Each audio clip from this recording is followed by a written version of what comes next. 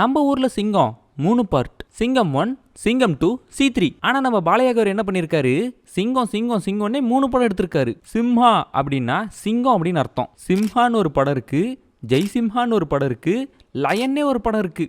எல்லாரும் சிங்கத்தை நெத்திரியும் தோல்லையும் தயா வச்சிருப்பாங்க, நான் எச்சில வச்சிருக்கேன்.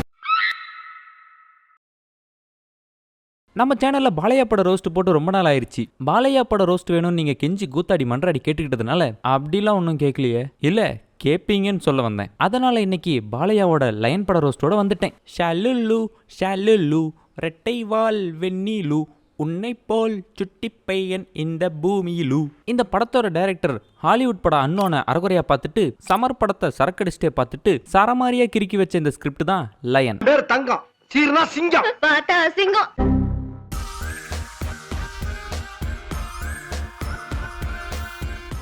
படத்தோட ஸ்டார்டிங்லயே ஒரு குபீர் மூமெண்ட்டை போட்டு தான் ஆரம்பிக்கிறாங்க.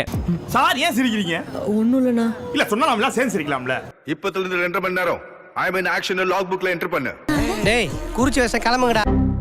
ஆரம்பத்துல காட்டுறாங்க ஒரு ஹாஸ்பிட்டல். அதுல இருக்கிற மார்ச்சுரியில ஒருத்தர் சாவு ஜெயிச்சு சாக்கு கிழிச்சு சரக்குன்னு எந்திரிச்சு உட்கார்றாரு. எஸ், ஐயோ டாக்டர் நீங்க இல்ல, ஒரிஜினல் டாக்டர். கண்ணை முழிச்சு பார்த்தா கண்டவங்களா வந்து அப்பா அம்மாங்கிறாங்க. எல்லாரும் சிங்கத்தை நெத்திரியும் தோல்லையும் தயா வச்சிருப்பாங்க, நான் எச்சில வச்சிருக்கேன். டாக்டர் இவங்க என் அப்பா அம்மா இல்ல, அப்ப டேடி மம்மியா இருக்கும்பா. நம்ம ஹீரோட பேர் கோட்ஸேன்னு சொல்றாங்க. என் பேரு கோட்ஸே இல்லைங்க, என் பேரு போஸ். கிறுக்க மாதிரி வளரிட்டு இருக்காதரா அப்படின்னு மயக்க மருந்து கொடுத்து தூங்க வச்சிடறாங்க. அப்புறம் நம்ம ஹீரோ எந்திரிச்சு மூஞ்செல்லாம் கழுவிக்கிட்டு போய் செக் பண்ணி பாக்குறாரு. வாவ் வாட் அ செக்யூர்டு பொட்டி. உள்ள பார்த்தா அவரோட ஐடி கார்டு, அவரோட ஏடிஎம் கார்டுலாம் இருக்குது. ஆமா ஏடிஎம் கார்டுல எப்படி போட்டோ? ஏன் ஏடிஎம் கார்டுலாம் போட்டோ இல்லையே. அப்படியே பூந்து வெளியே போய் அக்கௌண்ட்ல போயிட்டு ஒரு 10,000 எடுத்துக்கிட்டு அந்த கம்பெனிக்கும் போறாரு. அங்க போயிட்டு பார்த்தா எல்லாரும் வாங்க காட்ஸே வாங்க, நீங்க உயிர் பொழைச்சதால எங்களுக்கு ரொம்ப சந்தோஷங்கிறாங்க. போயிட்டு கூகுள்ல காட்ஸே நடிச்சு பார்த்தா கூட நம்ம பாலையா வராரு. பாத்தீங்களா, இந்த படத்துல பாலையாவுக்கு 35 வயசுன்னு போட்டிருக்கு. ஆனா இந்த படம் வரப்ப அவருக்கு வயசு 55. ஐயோ இதெல்லாம் ஒரே குழப்பமா இருக்கு, இதெல்லாம் எனக்கு ஞாபகமே இல்லையே. என்ன நடக்குதுன்னு ஒன்னும் புரியாம தலைவன் புந்து ஹைதராபாத்துக்கு கிளம்புறாரு. நம்ம பாலையா ட்ரெயின்ல போயிட்டு இருக்கிறப்ப ஒரு பொண்ணை காலி பசங்க வம்பிழுக்கிறாங்க. என்னடா உம்மா கொடுக்குற? அத நம்ம பாலையா தட்டி கேட்கிறாரு.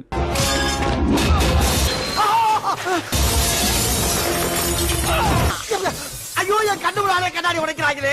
அங்க அந்த பொண்ணு கூட வந்தவனுங்க இங்க இவ்வளவு பேர் இருக்கிறானுங்க. இவனுங்கெல்லாம் ஒன்னா சேர்ந்து சண்டை பிடிச்சிருந்தாலே அவனுங்க ஒழுங்கா போயிருப்பானுங்க. நீ ஏதோ ஹீரோயிசம் காட்டுறேன்னு ட்ரெயினை தாவி உடச்சி ஃபேனை பிடிச்சி அடிச்சு ட்ரெயினை இவ்வளோ டேமேஜ் பண்ணி வச்சிருக்கிற. அப்புறம் தலைவனுக்கு பிடிக்குதா பிடிக்கலையான்னு கூட கேட்காம தலைவனை சுத்தி சுத்தி பாட்டு பாடிட்டு இருக்காங்க.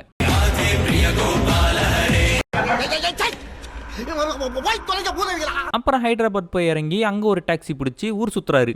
போகும்போது சொல்றேன், மீட்டருக்கு மேல எக்ஸ்ட்ரா ஆகும் சார். எவ்வளவு வேணாலும் கொடுக்குறேன். என்னாச்சு சார்? மூடு வந்துருச்சு.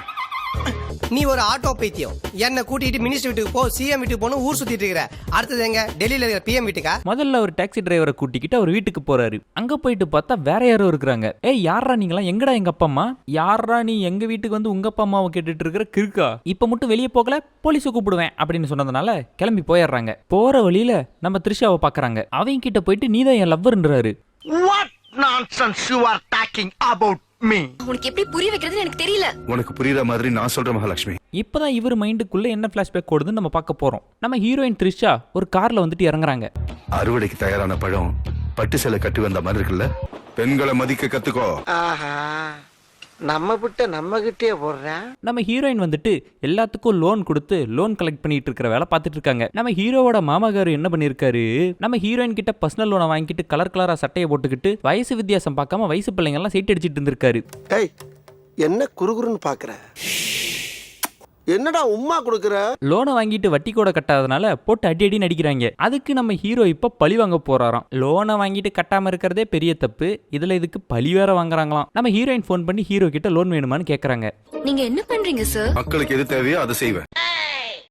பிசினஸ் பண்றீங்களா நீங்க? இல்ல என் கடமை. இப்படியே இடக்கு முடக்கா பேசிட்டு இருந்தா எட்டி உதச்சிருவேன். மூடிக்கிட்டு வந்து லோன் வாங்கிக்கங்க. அப்ப காஃபி ஷாப் வந்துருங்க, லோன் வாங்கிக்கிறேன். ஐயோ யோசிச்சு முடிவெடுங்க. என்னமோ ஆகுதுங்க, ஆனா என்ன ஆகுதுன்னு தான் ஒண்ணுமே புரியல. மூடு வந்துருச்சு. என்னடா இப்படிலாம் லோன் வாங்க சொல்றீங்க?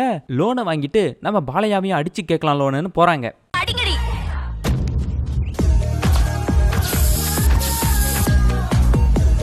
கேஸ் இல்லாத ஃபாக் பர்ஃப்யூம் பாடி ஸ்ப்ரே.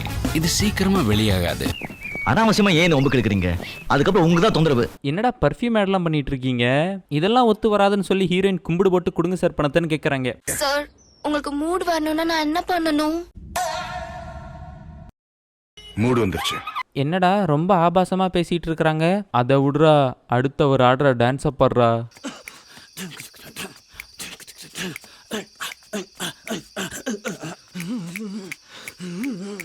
உடனே ஹீரோயின் நிறுத்தி, போத நீ கதை ஓட்டினது, எனக்கு நிறைய வேலை இருக்குன்னு சொல்லி கிளம்பிடுறாங்க. அப்புறம் அடுத்த நாள் ஹீரோயினை பார்க்குறாரு ஒரு கோயில்ல. நம்ம ஹீரோயின் நம்பவே மாட்டேங்கிறாங்க.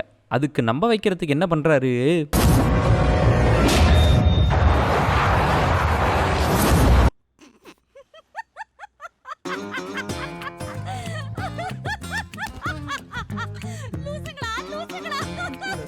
அந்த இடத்துல நம்ம ஹீரோ அவங்க அப்பா அம்மாவையும் பார்க்கறாரு. உடனே நம்ம ஹீரோயினை தூக்கிட்டு போய் கார்ல போட்டு கிளம்பிடுறாரு. அங்க போயிட்டு அப்பா அம்மான்னா, தம்பி யாருப்பா நீ, மூளை வளர்ச்சி கம்மியா உனக்கு?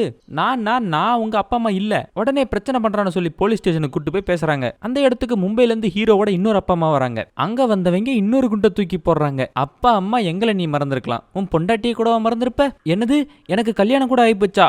ஐயோ,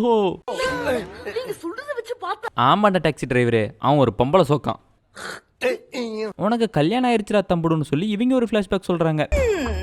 நல்லா இருக்கா? என்ன பார்த்தோன்னு வாய் இழுக்கிறேன். உங்க அப்பன நீயும் ஒரே மாதிரி தான்டா. மரியாதை மரியாதை. என்னடா மரியாதை? இது எல்லாத்துக்கும் ஒரே வழிதான் இருக்கு, டிஎன்ஏ டெஸ்ட். அதையும் போய் பண்ணி பார்க்கறாங்க. பண்ணி பார்த்தா மும்பைக்காரங்க தான் அவங்க அப்பா அம்மான்னு தெரிய வந்துருது. தலைவன் ஹாஸ்பிட்டல்ல ஒருத்தனை பார்த்து, நீ தானே என்ன அடிச்ச அப்படின்னு கேட்கறாரு. ஏன்னா எனக்கு கையே இல்லை. டே, கோட்டுக்குள்ள மறைச்சு வச்சிருக்கேடா குரங்கு. அதுக்கப்புறம் தான் நம்ம ஹீரோ வந்துட்டு, ஓஹோ நம்ம கிட்ட தான் பிரச்சனை இருக்கு, நம்ம மண்டையில இருக்கிற மசாலா தான் சிக்கனுக்கு மட்டன் மசாலா போட்ட மாதிரி குழம்பி இருக்கு, அதனால அம்மா வாங்கம்மா மும்பைக்கு போலான்னு கிளம்புறாரு. சரி, நம்ம போறதுக்கு முன்னாடி நம்ம போய் பழைய அப்பா அம்மாவை பார்த்துட்டு வந்துடுவோம்னு போறாரு. அங்க போன ஒரு பிரச்சனை சலசலப்பு. அவங்க மாமங்காரன் குடிச்சு போட்டு குஜாலா இருப்போமான்னு கூப்பிட்டு இருக்கிறான் தங்கச்சியை. தட்டி கேட்க போனவரை தட்டினதுல தக்காளி சாஸ் தெரிச்சிருது. என்ன மேடம், மூஞ்சில தக்காளி சட்னி ஊத்தி வச்சிருக்கீங்க? என்னது? தக்காளி சட்னியை மூஞ்சில ஊத்தி வச்சிருக்கீங்க என்ன? அப்பா அம்மா ஓபன் பண்ணிடுறாங்க. நீதாண்டா தம்பி என் புள்ள அப்படின்னு. சும்மா விடுவாரா? ஹீரோ மலையிலேயே மர்கையா சாலா பண்றாரு. அந்த வில்லன் குரூப்புக்கு நம்ம பிரகாஷ்ராஜ் போன் பண்றாரு. ரெண்டு பேரும் மாறி மாறி பேசிக்கிறாங்க. அவ சாவி கொடுத்து திருகுறா, நீ ஆடுற. என்ன பத்தி பேசு, ஆளை பத்தி ஏதாவது பேசுன. அப்படிதான்டா பேசுவேன். உன் ஆள் ஒரு அவ, நீ ஒரு இவன்டா. ஆமா, ஆள் போல அது, நீ போல இது. போடா கோடே, போசு. அவ்வளவுதான். பார்த்தா நம்ம வில்லன் வந்துட்டு இந்த ஸ்டேட்டோட சிஎம். அந்த ஸ்டேட்டோட சிஎம்ஏ காரக்கசமசா பண்ண வச்சு கடத்திட்டு போயிடுறாரு. இப்ப இவரை கூட்டிட்டு வந்துட்டு மறுபடியும் ஒரு பிளாஷ்பேக்கு போறாங்க. ஆந்திராவோட முன்னாள் சிஎம்மோட தம்பி பையன் அவருக்கு இன்னொரு வாட்டி ஸ்டோக் வந்துச்சுன்னா செத்து போயிருவாங்க டாக்டர்லாம் சொல்றாங்க. அப்ப அவருக்கு ஸ்டோக்கை வர வச்சு கொன்னுடலான்னு முடிவு பண்றாரு நம்ம பிரகாஷ்ராஜ் சார். அப்படி எதை பார்த்து இவர் ஸ்டோக்ல செத்துருப்பாரு? நம்ம ஹீரோ பாலையா ஒரு சிபிஐ ஆபீசர். அவரு என்ன பண்றாரு, ஒரு வீட்டுக்கு ரைடு போறாரு.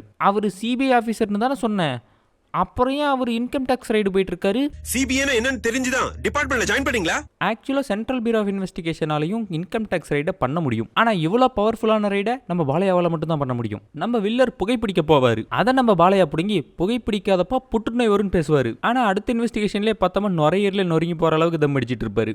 நம்ம ஹீரோ உட்காந்துக்கிட்டு ஏமா இங்க வாமான்னு கூப்பிடுறாரு. ஒரு பொண்ணு வந்து நிக்குது, பாத்தியா இவன் என் ஏஜென்ட். டே தம்பி வாடா அப்படின்னு கூப்பிட்டா இன்னொருத்தோட வந்து நிற்கிறான், இவனும் என் ஏஜென்ட். சரி இது கூட பரவாயில்ல, உன் பொண்டாட்டி இருக்காளே அவ கூட என் ஏஜென்ட் தான் தெரியுமா? சரி இதை கூட விட்டுருங்க, மனுஷங்க மனம் மாறுவாங்க, விட்டுருங்க. உன் வீட்டில் இருக்குதே ஒரு நாய், அது கூட என் ஏஜென்ட் தான் தெரியுமா? ஏ டாமி இங்கே வாடா, இந்தா இதுவும் ஏஜென்ட்டு, இதுவும் ஏஜென்ட்டு, இதுவும் ஏஜென்ட்டு, எல்லாம் உன் ஏஜென்ட் தான், வச்சுக்க. Sorry sir. அடுத்ததா நம்ம ஹீரோவோட தங்கச்சியை பொண்ணு பார்க்கறதுக்காக வராங்க. நம்ம ஹீரோவோட தங்கச்சியை பொண்ணு பார்க்க வந்தவனோட தங்கச்சி தான் நம்ம திரிஷா. அங்க ஒரு சாங் வைக்கிறேன் சார். துப்பட்டா துப்பட்டா உன் கண்ணத்துல அப்பட்டா அப்பட்டா. அவங்க ரெண்டு பேருக்கு மட்டும் பிடிச்ச பத்தாதுப்பா, அவங்க கொடுக்குற வரதட்சணையும் பிடிக்கணும். ஒரு சிபிஐ ஆபீசர் எதிரில் வச்சுக்கிட்டு வரதட்சணையை பத்தி பேசுறது குற்றம். இருப்பா, திடுப்புன்னு வந்து இறங்கி இருக்கேல. நம்ம ஹீரோயினும் வரதட்சணையா அவங்க வாங்கின லோன் அமௌண்ட்டை கேட்குறாங்க. இப்போ ஹீரோயினுக்கு ஹீரோ மேலே எப்படி லவ் வந்துச்சு தெரியுமா? ஒரு வயசான பாட்டி அப்படின்னு உட்காந்து இரும்புது. அதுக்கு ஒருத்தன் வந்து அந்த பாட்டியை திட்டுறான். உடனே நம்ம பாலையை வந்து சப்போர்ட்டுக்கு வந்துட்டாரு, வயசானவங்களை பத்தி தப்பா பேசுறியான்னு. அதெல்லாம் மயங்கிருச்சு நம்ம ஹீரோயின். ஏமா அவர் வயசானவங்க மேல இருக்கிற மரியாதையில சப்போர்ட் பண்ணிட்டு வரல, அவரே வயசானவர் தான், அதான் சப்போர்ட் பண்ணிட்டு வந்திருக்காரு. அப்புறம் நம்ம சிஎம் செத்து போன கேஸ் வந்துட்டு நம்ம சிபிஐ பாலகிருஷ்ணா கிட்ட வருது. நம்ம பாலையாவும் பரபரப்பா இன்வெஸ்டிகேஷன் ஆரம்பிக்கிறாரு. இன்வெஸ்டிகேஷன்ல நம்ம ஹீரோக்கு தெரிய வந்தது என்னன்னா, நம்ம எக்ஸிஎம் பொண்ணுங்களோடலாம் குஜாலா இருக்கிற வீடியோவை எவனோ ரிலீஸ் பண்ணிட்டான். அவரும் இல்ல நான் இல்லங்கிறாரு. நீங்க தான் தெரியுது தலைவரே அப்படின்னு சொல்லி ஃபேக்கா ஒரு நியூஸை போட்டிருக்கிறானுங்க இவனுங்களே. அதை நம்ம பாலையாகாரு கண்டுபிடிச்சிட்டாரு. சரி இதெல்லாம் ஓகே, இதுக்கு எதுக்கு பாலையாகாருவை ஏமாத்திட்டு இருக்கணும், நீ போஸ் இல்ல கோட்ஸே அப்படின்னு சொல்லி. இது ஒரு நல்ல கேள்வி. பதில சொல்றா. அதாவது நம்ம பாலையா இவர் கண்டுபிடிச்ச எல்லாத்தையுமே ஒரு சீக்கிரட்டா ஒரு லேப்டாப்புக்குள்ள வச்சிருக்காராம். இவர் செத்து போயிட்டாருன்னு சிபிஐ லாக்ல என்ட்ரி பண்ணிட்டா இந்த நியூஸ் எல்லாம் வெளியே ஸ்ப்ரெட் ஆயிருமா. அதனாலதான் அவரை சாகாம வச்சிருந்து இந்த நாடகம் எல்லாம். பாலையா படம்னாலே மினிமம் 2 ஹீரோயினையும் சேர்ந்த மாதிரி ஒரு பாட்டு இருக்கணும்ல, அந்த பாட்டும் வந்துச்சு.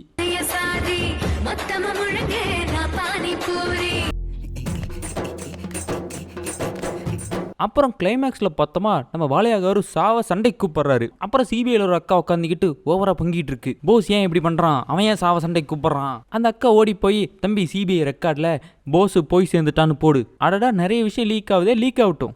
எஸ்கியூஸ் மீ மிஸ்டர் போஸ், நீங்க ஆடின டெத் கேம் எங்களுக்கு புரிஞ்சிருச்சு. அதெல்லாம் சரி, இதெல்லாம் நீங்க எப்படி பார்த்துட்டு இருந்தீங்க? அதெல்லாம் இப்ப முக்கியம் இல்ல போஸ், படத்தை முடிக்கணும்.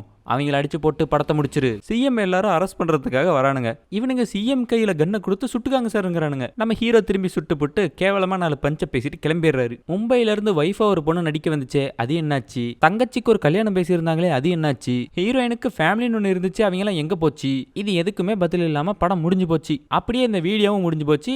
டாடா.